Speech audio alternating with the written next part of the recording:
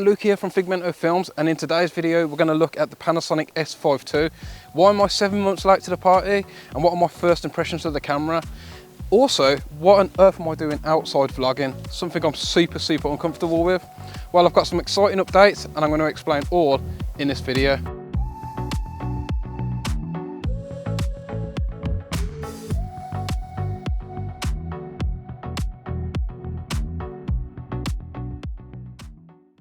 Here it is, guys, the Panasonic S5II.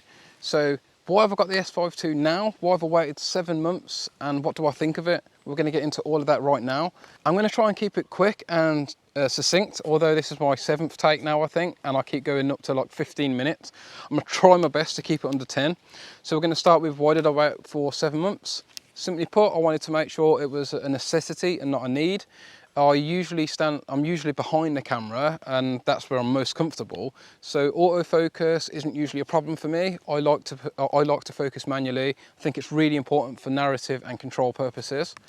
Secondly, it was just that there was a really good deal on it. Wex, and I think everywhere else actually, they'd knocked the price down to like 200, give £100 cash back, and they had a £400 trade-in bonus. Now, the two cameras I traded in for this were the S5 and the S1. The S1, which was my favourite camera, had one feature that I absolutely loved and became vital for me, which was the ability to record 6K open gate. Now, this camera provides 6K open gate unlimited recording, whereas on the S1 it was only 15 minutes. That was one of the biggest features that's made me sort of jump ship. And that is courtesy of the amazingly designed and implemented active calling system, which I just think is one of the best things I've seen on a camera, or the way it's been implemented in a way. Now, unfortunately, having traded both my cameras in, I'm down to one Panasonic camera. However, obviously I am recording on another camera, and that camera is of course the Canon R7, which I have some video about on my channel if you want to watch those, including learning how to expose C-Log correctly. Now, that Canon R7 completely facilitates my need for a second camera.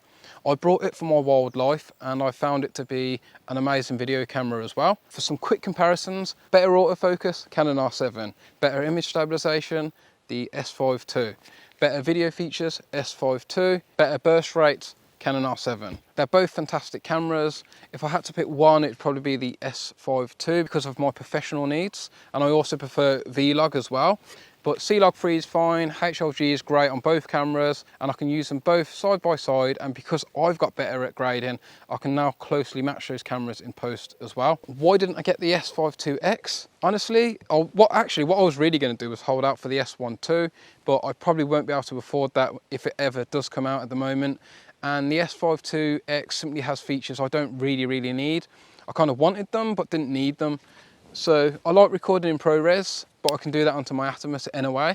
And I really like the idea of having those all intra 400 megabits per second codecs. However, after reflection, I realized on my GH5S, I stopped using 400 megabits all intra codecs because it just chews up memory card space. When I made the switch to my S1, I found 150 megabits to be a sweet spot. The footage looked fantastic, and on a naked eye test, I couldn't really tell the difference between 400 megabits and 150 megabits. I'm not saying there isn't a difference, but it just doesn't make that much of a difference for me. If you're working on a short film where you might need to push and pull your footage a lot more, it might be more vital then.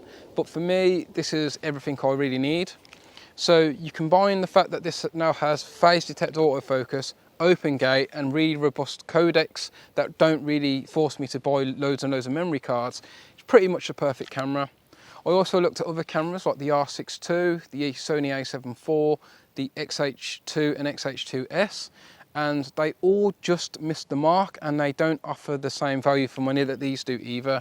More importantly, as a business, you've always got to be thinking about your budget, and to completely change systems would mean investing in completely new glass, which then takes the camera from X price to like twice that price. So I think it was the right time to upgrade. So overall, I think this is a great camera. The IBIS is just phenomenal. The autofocus is really good. I know you want to know about the autofocus. The start of this video was all shot as a vlog using the autofocus feature, and which is going to be similar to what I'm doing on some of my wildlife videos, by the way. I'm going to be setting a camera up, and I need reliable autofocus so you can capture my reactions as I capture the shots of the wildlife. I love the active calling. I love the open gate 6K. I love the video assist tools as well. I really like the ability to put outlines around.